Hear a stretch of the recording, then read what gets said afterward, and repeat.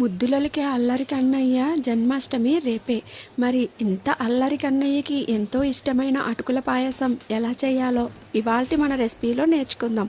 Let's start. దీనికోసం cup బెల్లానికి అరకప్పు నీళ్లు చేర్చి బెల్లాన్ని కరగనిచ్చి తీసి పక్కన పెట్టుకోండి. ఇప్పుడు 2 టేబుల్ స్పూన్ల నెయ్యిలోని బాదం, జీడిపప్పు, కిస్మిస్ వేసి బాగా ఫ్రై చేసి తీసి పక్కన పెట్టుకోండి. అందులోనే 2 టేబుల్ స్పూన్ల దాకా పెసరపప్పు, కప్పు అటుకులు వేసి కాస్త ఫ్రై చేసుకొని ఇప్పుడు అందులోకి 3 కప్పుల వరకు పాలు, 1 కప్పు నీళ్లు వేసి బాగా ఉడకనియండి.